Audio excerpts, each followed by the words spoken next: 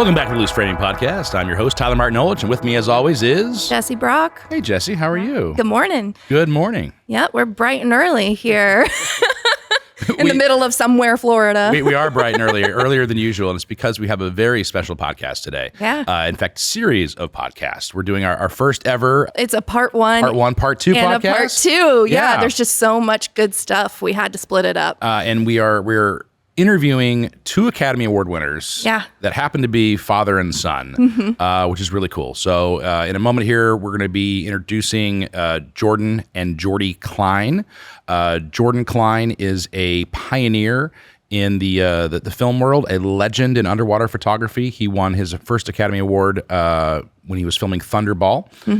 For those, which was in 1956. In 56, and for those who are maybe a little younger, it was an earlier James Bond movie. I definitely had to look it up when I heard that. but it has some really intense and really special for the time underwater photography and choreography.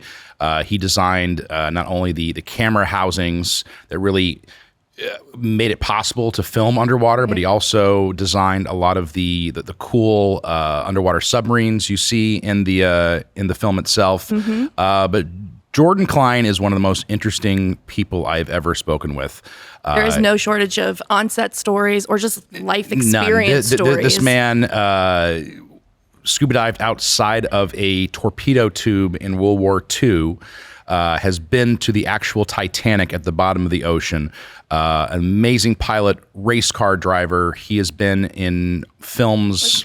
Was he part of Titanic? Like the filming of the movie Titanic? You know, I do not know, but he has been to the bottom of the ocean to actually see it. The real one, which is so cool. But this man has been the underwater photographer for The Abyss, Cocoon, Jaws, Thunderball, any film you can think of in the last almost 60 years that has had intense underwater photography, he has been a part of it. Yeah, when we were inside their office, I mean, it's so humble, but also just so impressive because it's this little office that they work out of. But I mean, from the floor to the ceiling, just full of memorabilia from all the sets that they've been on. And when I saw the picture of the animatronic Jaws, I was like, is that a real shark? or is that the animatronic one? And he was like, that's a robot. And I was like, well, it looks crazy. But he has pictures with Ron Howard and like on the set of Splash. He's worked with just about every director, James Cameron, Ron Howard, Steven Spielberg.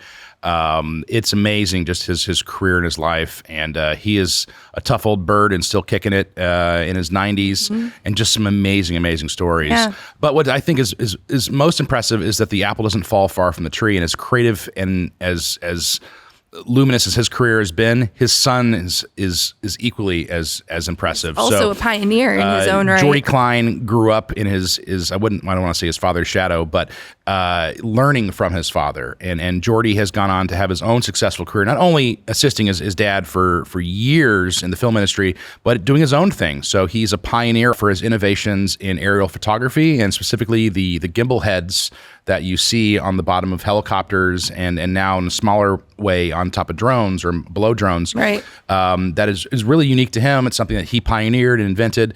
It almost takes like drone photography and drone videography to the next level because it's these very high speed, situations. Yes. And technology. He's also an amazing pilot, an amazing diver, just an incredible person. And his company XCam is one of the top drone innovation companies in the world. And now his daughter has gone on to be an engineer in the drone space. She's out there building her own drones, which is really cool. I mean, just the amount of creativity, knowledge, and talent in one family is kind of hard to fathom. All hidden right in the middle of Florida. Who would have known that? All here in Florida. Which makes sense, though. If you're going to pioneer underwater photography, where are you going to do it? Where you have easy access to the ocean and boats and everything else fun. But that's what our podcast is going to be about today. It's going to be broken up into two parts. So if you're tuning in for part one, make sure you stick around for part two. We'll do our normal discussion at the end of part two. And with that, we hope you enjoy our podcast with Jordan and Jordy Klein.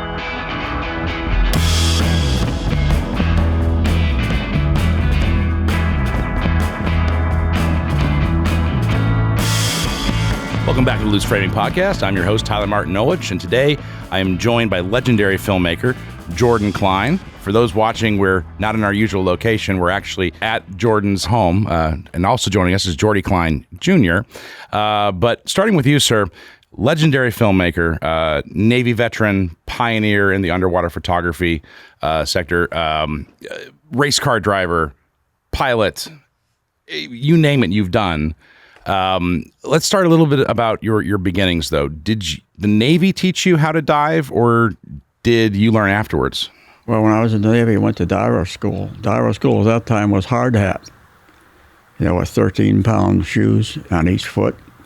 And I learned one thing, and that is that I did not want to be a diver as they were at that time, because you jump over the side and go into the mud to your shoulders, and then you can't move. So now they got to pull you out, or you have to blow yourself out, which was risky. So that's what I learned that I did not want to do. And then, of course, after the Aqualung came out, then it became sensible to me, and I got into it at that time. Yeah. And how did that transition into cinematography, though? Like, how did you get into the movie industry? I've always been interested in photography, and I worked at the hotels in Miami Beach taking pictures of people in the winter. That led me to get involved with the Aqualung underwater, open a dive shop, and start building underwater camera housings, which then got me work because no one else had one. Yeah. So you really were one of the first pioneers in underwater photography and camera housing. You invented them almost. Pretty much, yes. And there were only two of us, like Lamar Boren did the California work, and he was doing features and everything. And then on Flipper, I met Lamar, but he was shooting, and he had to go back to California. Ivan Torres asked if I was interested, and I said, sure. So then I shot the Flipper stuff, and I did all the Ivan Torres stuff from then on. And was Flipper your first experience in the film industry? Like actually a paid gig, something on TV or Hollywood?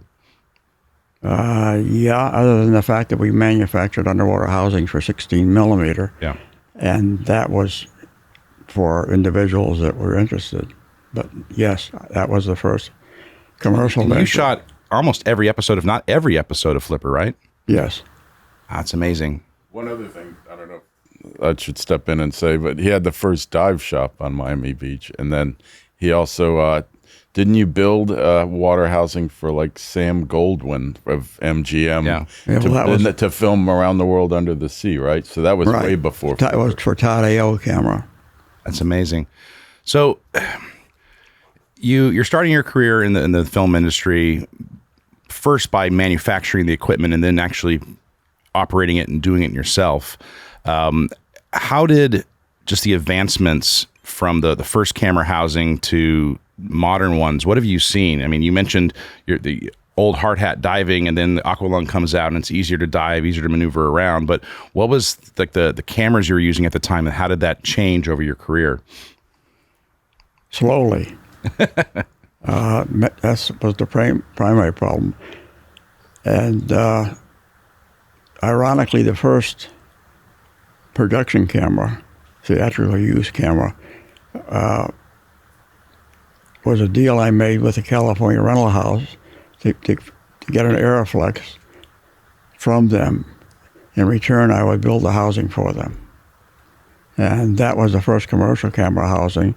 And then, of course, once they knew I had one, the production companies, then I would get the calls. And it was ideal because there was no competition except Lamar, and he was in California and would keep in touch. If there was a job come up that I couldn't do, I'd call him and vice versa. So we sort of had a nice market and a way of handling it. Yeah. And, modern cinematographers, underwater camera enthusiasts, they're spoiled these days because they have digital cameras, right? They can load up a card for hours. But you were shooting on 35 back then, so you only had a limited amount of time to get a shot before you'd have to go back up and change out your film stock. What was the most difficult thing in those early days of filming underwater? Changing film. That's what I imagined. Because you only had 3 minutes. Yeah. well, maybe a little bit more, depending and a on half. whether 16 or 35. So what was the question? No, you answered it. Like, what was the most Oh. difficult thing? And so, I'm slightly old enough to actually use 35 myself. I couldn't imagine the hassle of actually trying to change film out in a bag on a boat. That just seems miserable. But you obviously did it. A lot of times the producers would say, "Is there any way you can change the mags underwater? Because we don't really have time to let you come back." But they didn't make a changing bag big enough for that. What was the most difficult shot you can remember capturing underwater? I guess shark shots, and one where the shark came straight at the underwater housing, or straight at me, and I was looking through the finder, which was optical, so I had my face against the back of the housing, and I felt a hard bump in my face, and the camera slammed against my face, and a shark swam straight at the camera housing, and put his mouth around it, and shook a little bit, and I looked back, and there were teeth sliding down the top of the housing. And then the shark realized that wasn't me, it was something too hard, and he left. I guess it would be better the camera than your arm, though. Yeah. But the thing that was interesting is I'm looking through the housing, and it goes black, and then I see the gill slots, light coming in the gill slots on both sides. Then I realized it wasn't a diver hitting me. But that wasn't planned, obviously. And during Thunderball, we had shots, and some of the fight scenes, it was ironic, some of the fight scenes, and comes two sharks swimming toward me and the action. So I'm filming the fight scene, and I got the knives out, and they're doing all this stuff, and here comes I see some shark coming in the background, and the sharks swim in front of the divers, and they both stopped diving, and they went, ready to attack the shark or vice versa, if the shark attacked. And the shark just swam on by, and then they returned to their fight, and I got the whole thing. It's amazing. So I'm pretty sure it was used in the film, as I recall. Wow. I'll bring in Jordy now. You obviously grow up with your dad being into all these different things, whether it's motorcycles, race cars, obviously underwater photography and diving, flying. Did you just admire the hell out of your dad and it's like, I'm going to do the same things that he did? Well, oddly enough, I just thought that that's what every kid did. I would go to school and I would get in trouble because they're like, "Jordy, what did you do this summer?" "Oh, well, I got to swim with sharks and fly around in planes and rode in the offshore power racing boat." And they're like, "Now, what did we tell you about making up stories?" And I'm like, and then, I didn't even want to bring up the point that I would scuba dive when I was 2.5 years old. So, yeah, I could never really understand it when I just thought that's what every kid did. Which you have to be the luckiest kid in the world. I mean, the toys alone. In that hindsight, you had, it's totally, it just seems like I don't ever remember learning to scuba dive, or even when the first time I got to pilot a plane, before I could see over the top of, the dash, I would just be able to look at the instruments, and he would just say, "All right, make sure this thing stays level. So if it goes like that, turn it back this way so it goes level again," and that type thing. Yeah.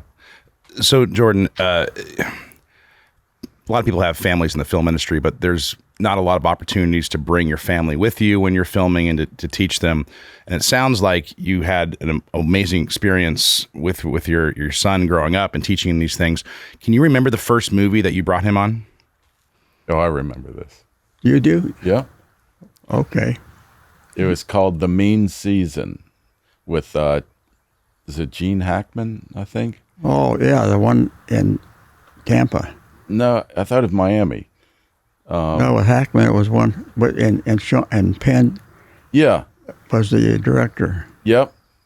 And Gene Hackman, because I was little, he would put me on his lap and say, "Okay, Jordy, go find. I'll give you a nickel for every one of these bottle caps," because he cut his foot on one of the, like back in the old days, a beer can. And he would say, "I'll give you a nickel for every one of these things you find." And I went around and I found like a whole jar full of these things. And I can remember, he says, "You're not just going to sit around and do nothing, on this movie set. You're going to work." So I remember he had his underwater housing, and it weighed probably 70 pounds. I don't know, 60, 70 pounds. It was an Airy 2C, film, 35 millimeter.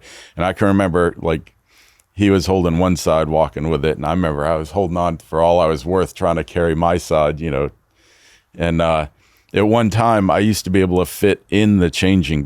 Normally you would put your arms in the changing bag and change the film. And at one time, I can remember tying knots in the arms and unzipping it, getting in with the magazine and loading film mags, in the changing. I probably couldn't do that now. Yeah. But Oh, you think? So let me ask you, like, when was can you remember now the first movie or project you were working on where you were actually assisting your dad as an adult and actually pulling your weight, not just picking up pop tops? Well, I mean, I was actually helping him then. I was loading film back, but man, I can't even remember. I mean, Yeah, I think the one with Ron Howard. no, I worked with you way before that. Oh, yeah, but I mean, that was But he first- was saying, what's the first one? But this is where you ran a camera. What's that? Where you ran a camera in the cave. I think he's just talking about That was the first like doing something of any consequence, like loading mags and things like that. What he's thinking is on the movie Splash, I started off as a camera assistant, and he asked me if he could shoot the second camera, and I said no. Ron was standing right behind me, and he says, "Go ahead and let your son shoot. You're afraid he's going to do better than you." And then when we saw dailies, I think something was out of focus. What was it? We were sitting in the theater. yeah, because those days you had dailies. Yeah. They would ship off the exposed film. They would process it and then send you back the exposed copy, film, yeah. and you go rent a movie theater and then watch what you shot the previous day. But And then he said, "You must have shot that. It's out of focus." Me. And you were sitting right behind us in the theater. Yep. That's incredible. But that was a pretty cool Yeah. deal to get something like that from Ron Howard. And how old were you? Like 17, something like that. Yeah, I don't know a lot of people running second camera for Ron Howard at 17. So at about that same time, he couldn't do a shoot, and he also recommended me for another movie that Ridley Scott was directing, and this is back, before Ridley, they did any of his big films, but it had Tom Cruise and Rebecca De Mornay in it, and it was called Legend. And we I shot remember Legend, yeah. Do you? Okay, so he was supposed to film it, and then there was another guy named John McLaughlin that was involved in it as well, but I ended up shooting a lot of the underwater on that, and I was like 17 as well, with Ridley Scott and Tom Cruise, and again, before they were really household names. Yeah. But that's amazing. So Jordan, one of you're just a great operator, DP, but you're also an inventor, not just in camera housing, but for like Thunderball, a lot of the underwater props, you were the one that came up with the ideas for them and actually created them, right? Well, I didn't really come up with Ken Adams. The art director came up with the basic idea. I really don't know who came up with the idea of the item, but I was involved in the design. They sent me some designs, and I sent them back saying, I can do that, but it's going to be doubtful that it'll survive the film. And if it goes down, the piece of equipment breaks down in the middle of the film, it's going to cost a fortune. So anyhow, that one behind me is one of the designs they sent with the high wings and the motors up on top. And so then I, out of plastic Paris, made a design, sent it to them in a briefcase. They sent it back and said, "Do it. No designs, no nothing, no lofting, nothing." So when we did it by eye, and we built it out of 1/4-inch rebar, and chicken wire and 2 drums of Bondo and a lot of sanding. That's amazing. Did it actually survive production, or? Oh, it survived without a problem. And then it sat there in the Bahamas, and it rusted, obviously, from the inside out. Yeah. And Pieces of it are still intact today in Nassau, Bahamas. Well, I mean, I think that's the most iconic image from when you think of Thunderball is that underwater 2-person sub, and the fins on Sure. it, and then the fight scene underwater. Were you responsible at all for the choreography of the fight scene underwater, or how did that actually play out? Rico did that, Rico Browning. And he was the underwater director. I was called the underwater engineer as far as the titles were concerned. And then I did a lot of filming because they damaged the sub. And Rico was smart enough to let that guy loose and convince production that I should run the sub and not the camera. So that's how that happened. So I ran that the rest of the time. There's models of the sub over there. And it's the one right behind you too, on the wall, right? Yep. Or a prototype of it. So, Jordy, what is your most memorable film or project you worked on with your dad? Well, it would probably be like one of the Splash or Cocoon movies, because I was real young and I was just kind of getting into the business in a more serious profession type way. And yeah, it was working with named talent, named directors, and I guess that would be the probably one of those most memorable experiences. Do you have a memorable or most memorable movie you worked on with your son? I guess it would be Splash or Cocoon or one of those. So I think it's safe to say both of you are pretty big thrill seekers, right? I mean, there's got to be some desire to hit that adrenaline spike. I never you wouldn't do thought what of you it do, as, though. Never thought of it as thrill seeking. I'd thought it'd be something cool to do. Yeah. Like never like had a death wish or whatever. Just seems like I never really had a desire to go skydiving, as they say, jump out of a perfectly good airplane. Yeah. But I loved flying as he did as well. And I think another thing he'll say is, "Oh, you must really love scuba diving." And what is it you always say when people say, "Well, do you love scuba diving?" I don't remember. Well, his normal response is, "I don't really like diving. It just the means to an end." Yeah. Because it's almost like it's the ultimate Steadicam, to where you can just swim 3-dimensionally with the camera, or you can swim in any direction, Or upside down. or upside down. Yeah. So I think he would say the same thing, that we're both over the whole thrill of scuba diving. Yeah. It's just, it's something you do to get the shot or to How many accomplish. hours do you think you've actually been underwater for? That thing back there says how is many it? hours. Well, we both have this thing called the Platinum 5000 card, which is 5,000 underwater hours.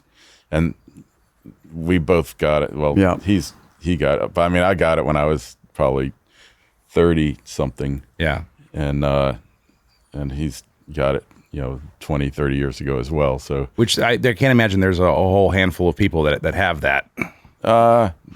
I mean, more and more every day, Yeah. but there are a lot of dive instructors out there. That's the whole list up to that date. Yeah, that's true. I think that is the entire list Yeah. of everybody on it. So. Which, again, I mean, we'll get a clip of that, but that's not a whole lot of people. That's really amazing. Right. Yeah.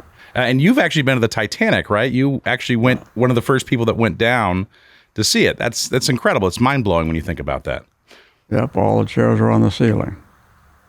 What was that like seeing it for the first? You mean there's Well, it was dark and cold, of course, and the tide was fairly swift, so Yeah. you did not lose a line going to the surface. But yeah, it was. I was looking for Ruth Roman's cabin because she supposedly had $1 million worth of diamonds, and I've got the pamphlet inside framed, and I got her cabin marked. So that was my main interest. I wasn't interested in being a hero or going down there and freezing my rear end off. yeah. But you think they're going to let you keep it if you find it? They wouldn't, though. I found it. no one followed How me you gonna- around down there. Okay. I just well, stick it there's in my people around wetsuit. there with you, right? Huh? That somebody would have seen you. No, because the reason I didn't even think it was on the inside cabin. I wasn't about to go swimming through the inside of the ship when I only had like 12 minutes down there. Okay. But yeah, I was serious. I went to the trouble of finding her. This is the first time I've heard this story. There's family diamonds buried out in the backyard. You'll get a letter. I remember this part in the movie now. He probably doesn't even remember that part in the movie. That's incredible. What is and there's probably a lot of these things, but what is the most dangerous thing you can remember doing underwater, whether it was for a production or for whatever, and you just thought like, wow, things are going to go wrong and probably shouldn't push it any further? Going through a torpedo tube on a submarine. Now There's a picture someplace. there's one over there. That sounds insane to me, and it has to be incredibly claustrophobic and just pitch black. Inch-thick walls, 21 inches in diameter, well greased. So you get in there and you try to move, and you just sit there and spin your wheels because your arms are on a nice polished interior. Yeah. And so there's two people. So the guy up front, you push him up. And then when you get to the end, he pulls you out. But it just fits two people almost perfectly. How does someone even just build up the nerve to get into a torpedo? No, you just got to be stupid. Fair. That's all. I couldn't imagine doing it. No, because, normally they charge it with air to blow the torpedo out. Well, they can't do that because they're not only kill you, but you blow your eardrums out at the very least. And so the guy would have to, I remember the captain was down there and he said, okay, don't go grabbing that charge valve. He said, you gotta pump it in by hand. So as it is, I popped an eardrum anyhow. And of course you can yell your head off and the only person that hears you is the person that's in front of you in the torpedo tube. So there's a picture someplace of coming out and going in and all that stuff, and that was stupid. And they don't do that anymore. For probably good reason. You think? Yeah. What about you, Jordy? Well, while he was talking, I remember a thing. I was probably like 16 at the time, and he was, I think you were doing a movie called Wet Gold. Yeah. With Brooks Shields. And I remember there's an underwater welding scene, and my job in this particular movie was he was filming it, and it was in an underwater wreck, and there was a scene where somebody had to have a welding torch under there. Yep. And my job was to make sure the underwater welding torch worked perfectly. And so the way you do that is you have to have these big diesel truck starting batteries on the surface, and then at the opportune time, I put this like big knife switch over, and then when the person touched the welding rod to the metal ship, it just started, bubbling and basically the flame there for it to weld. Well, I forgot to charge the batteries for the, for the underwater welder. So they got down there and, and I realized as they were going down, like I checked the batteries and they were really low. So the only thing I could think of doing was taking this big giant jump start charger, one of those big ones on wheels, and putting it on the boost start, like the 500 amp boost thing, so that it, will charge them really fast.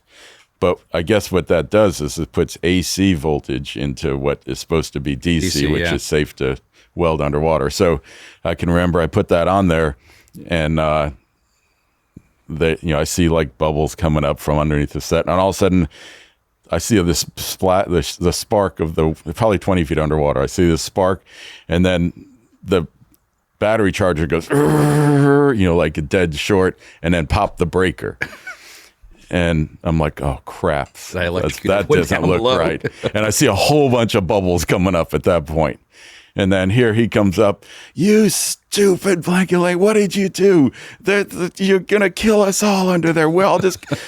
So they're in this solid steel ship underwater in salt water in this room. And I guess the AC voltage going down to the welder. So Wow. I wasn't real popular. Though. I bet. So, Jordan, did you have a particular underwater director or DP or just any director that was either a mentor or someone that you really looked up to and really enjoyed working with? Ron Howard, Yeah. by far. No one else comes into the picture. He was a strange breed. He would ask you a question, listen to the answer, and then inadvertently he would do it, what you said, or tell you to go ahead and do it.